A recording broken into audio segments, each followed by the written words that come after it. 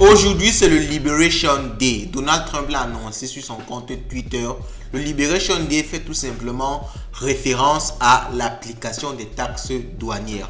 Depuis que Donald Trump est président de la République et même bien avant, et lorsqu'il a fait sa campagne, il a annoncé qu'il va appliquer des taxes douanières énormes de 25% à 50%, voire même à 200% sur des exportations de beaucoup de pays. Ok? Donc, sur les exportations de pays, c'est-à-dire les importations au niveau des États-Unis. On parle là du Canada, du Mexique, et il fait tout simplement ça pour renforcer l'économie américaine. Mais il faut bien le comprendre que ce genre de bouleversement au niveau de l'économie, ça crée une certaine panique et c'est entre autres responsable de cette stagnation des marchés. Parce que quand personne ne comprend rien, quand personne ne comprend dans quel sens l'économie va aller, les gens sont prudents, les gens ne prennent pas trop de risques, il n'y a pas trop de volatilité sur le marché. Ok? Donc, mais avant, il faut comprendre que c'était des annonces et aujourd'hui, ça va finalement s'appliquer. Est-ce qu'il va appliquer des taxes de 25% sur les produits canadiens? Est-ce qu'il va appliquer des taxes de 50% sur les produits mexicains? Aujourd'hui, les notes officielles seront appliquées. Ok? Aujourd'hui, on sera fixé par rapport à tout ça. Et ça, forcément, ça va engendrer une énorme volatilité sur le marché. Est-ce que le prix du Bitcoin va monter? Est-ce que les marchés en général vont monter? Ou alors, est-ce qu'il y aura une énorme chute? On va voir ça dans cette vidéo. On va déjà essayer de comprendre quelles sont les taxes et quel sera l'impact de ces taxes-là sur l'économie et surtout sur nos cryptos qu'on adore tellement. Et on va terminer par un conseil stratégique sur ce qu'il faut faire actuellement pour ne pas se faire tout simplement démonter sur les marchés financiers. Ok? Est-ce que vous êtes prêts? Allons-y, let's go. Bon!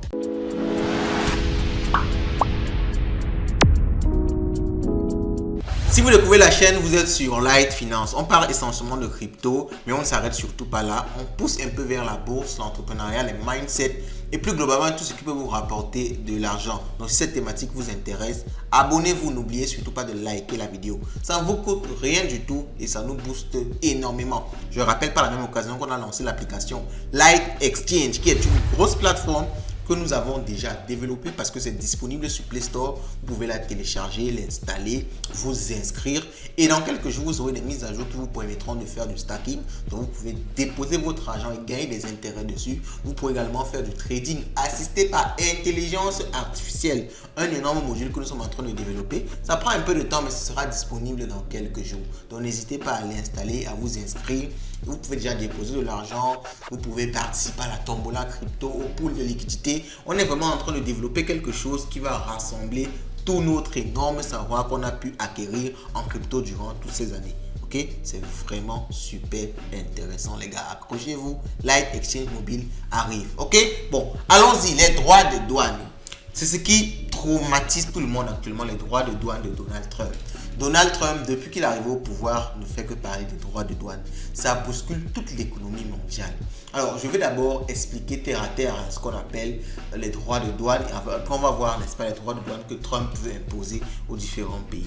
Alors, quand un pays exporte, ok, quand un pays exporte, ça veut dire quoi? Le pays fabrique à son niveau, il peut fabriquer des voitures, il peut fabriquer vraiment n'importe quoi, hein, des lits, il peut fabriquer des bidons, des matières plastiques et il part vendre, n'est-ce pas, ces différentes matières là, tout ce qu'il a fabriqué là dans d'autres pays. Ok, là on dit que le pays est en train d'exporter. Ok, maintenant quand un pays importe, ça veut dire qu'il achète les éléments d'autres pays qui eux exportent vers lui.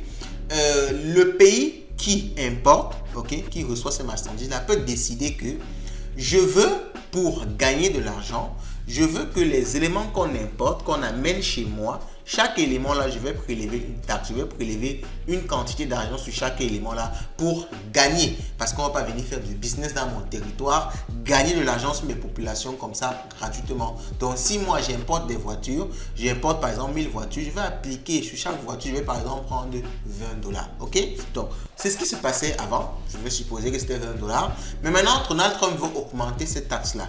Ce qui veut dire que tous les produits importés, ok, au niveau des États-Unis. Les États-Unis, c'est un grand marché, ça importe beaucoup. Ça importe du Canada, ça importe du Mexique, ça importe de la France, les vins, et ça importe beaucoup de choses dans tout le monde entier. Ok, tous ces produits importés là, vont coûter beaucoup plus cher aux consommateurs américains. Les Américains vont devoir débourser beaucoup plus pour avoir, n'est-ce pas, ces mêmes produits-là. Ok? Donc, vous comprenez que ça cause un énorme trouble au niveau de l'économie du pays. Vous allez devoir payer 25%, voire 50%, voire 200% parce qu'il a annoncé certains droits de douane à 200%. Ce que vous achetez aujourd'hui à 100 francs, vous devez payer ça à 200 demain. Ok? À 100 $, vous devez payer ça à 200 $ demain. Vous voyez comment ça peut être vraiment énorme. Alors, l'objectif, clairement, pour Donald Trump, c'est de booster l'économie de son pays. Donc, il veut diminuer les importations. C'est pour ça qu'il rend les produits importés si chers. Et il veut donc pousser les gens à venir s'installer aux États-Unis pour développer leurs industries au niveau des États-Unis. Ok? Et connaissant le pouvoir économique des États-Unis et la population qui est si grande, c'est tout bénéfice pour une entreprise de venir s'installer aux États-Unis. Parce qu'elle ne peut pas clairement se passer du marché américain. C'est un marché qui est trop costaud pour qu'une entreprise internationale décide de se passer de ce marché-là. C'est assez compliqué. Okay? Donc, c'est un incitatif pour renforcer l'économie américaine et développer toujours beaucoup plus les États-Unis. Okay? Mais vous comprenez que c'est un incitatif. Mais pour les autres pays, ça ne les arrange pas parce que ça va diminuer leur exportation, ce qui va diminuer les recettes que eux, ils gagnaient. Okay? Et ce qui se passe, c'est quoi? Les pays sont en général appliquent une politique de réciprocité. Donc si tu augmentes les taxes à ton niveau, moi j'augmente à mon niveau. C'est-à-dire ça ne peut pas être à la même hauteur parce que les balances ne sont pas égales. Okay? Ce que les États-Unis importent, c'est pas la même hauteur que par exemple ce que la Chine importe des États-Unis. Ça ne se compense pas comme ça. Donc forcément, il y aura des perdants dans ce jeu-là. Parce que les autres vont aussi décider d'appliquer des taxes de 25%, même au niveau de leur pays, sur les importations, n'est-ce pas, qui viennent des États-Unis. Vous comprenez donc ce que les États-Unis exportent, c'est-à-dire les importations venant des États-Unis, eux, ils vont également appliquer des taxes de douane à la même hauteur, ce qu'ils disent. Donc, vous voyez que ça va créer beaucoup de problèmes au niveau de l'économie mondiale en général. Ça va créer des chutes économiques dans certains pays qui ne vont pas pouvoir supporter ces différentes taxes-là. Donc ça va créer un mélange et un brouhaha énorme. Et c'est pour ça que les marchés réagissent. Les marchés ne sont pas en mode montée, c'est plutôt en mode chute depuis Trump à cause de ces taxes douanières-là. C'est bien pour les États-Unis, mais vous voyez que pour les marchés en général, surtout que nous sommes encore dans cette période de décision, ce n'est pas encore vraiment appliqué. Et comme je l'ai dit, ce sera appliqué aujourd'hui. On peut voir ici le tweet de Donald Trump qui dit bien que It's Liberation Day in America. Donc, il va libérer l'Amérique avec l'application de ces taxes douanières-là. Alors, on a parlé de taxes douanières, mais exactement, quelles seront les taxes qui seront appliquées? Alors, pour tous les pays, on parle de 25% sur l'aluminium. Donc, tout l'aluminium qu'on va vendre aux États-Unis, il y aura une augmentation du prix de 25%. Pour le Canada, les marchandises non conformes à l'AEUM, c'est une organisation à leur niveau là-bas, ça va augmenter de 25%. L'énergie augmente de 10%, la taxe sur l'énergie. L'engrais augmente de 10%, le Mexique 25% sur les marchandises non conformes, la Chine 20% sur tous les produits. C'est énorme, les gars, parce que la Chine exporte énormément vers les États-Unis. 20%, c'est beaucoup d'argent. Et aussi, il y a cet élément-là que je n'ai pas mentionné. Tous les taxes, en fait, toutes ces augmentations-là vont créer beaucoup d'argent pour les États-Unis. Cet argent-là pourra être réinvesti autrement. Donc, c'est vraiment quelque chose de positif pour les États-Unis, même comme ça trouble un peu l'économie mondiale. Ok, le Mexique, toutes les marchandises non conformes, 25%. L'Union européenne, 25%. Donc, les puces informatiques, 25%. C'est tous les pays, les médicaments 25%, l'automobile 25%, les membres des BRICS 100%. Vous voyez comment il est en train de vouloir détruire l'économie des BRICS. 100% les membres des BRICS, il y a la Russie, l'Afrique du Sud, il y a la Chine, il y a l'Inde. Donc ce sont ces pays là qui vont avoir des droits de douane de 100%. Ok, donc le Venezuela c'est 25%. Le Venezuela 25% pour tous les produits, les voitures et véhicules légers 25% pour tous les pays, le pétrole et gaz c'est 25% pour tous les pays. Bon, pour la Russie, comme il y a les guerres et tout ça, là-bas c'est pas défini. Pour l'aluminium c'est 25%, pour le Canada, la Colombie c'est 25%. Ok, donc ça c'est vraiment je crois que c'est pas exhaustif.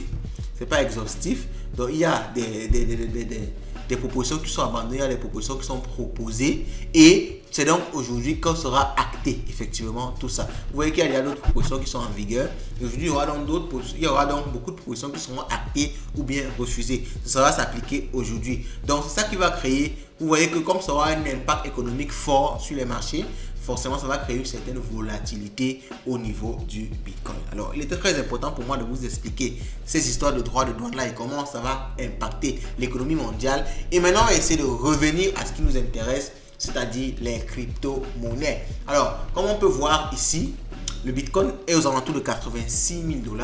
Il y a même eu une certaine montée depuis hier parce qu'on est quitté sur les 85 000 $. Vous voyez, on est quitté les 84 000 $, on est monté jusqu'à 86 000 $. Il y a eu une certaine appréciation hier.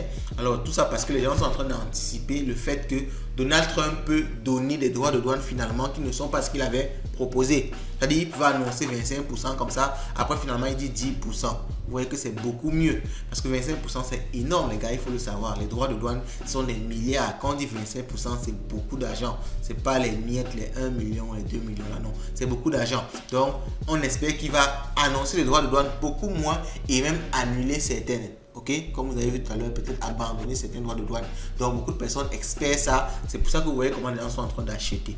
Mais s'il donne à la hauteur de ce qu'il a dit, 25%, 30%, 100%, et s'il tente encore donner beaucoup plus, les gars, les marchés vont se cracher. Alors quelle est ma stratégie actuellement que moi je fais sur les crypto-monnaies? C'est que j'attends l'info.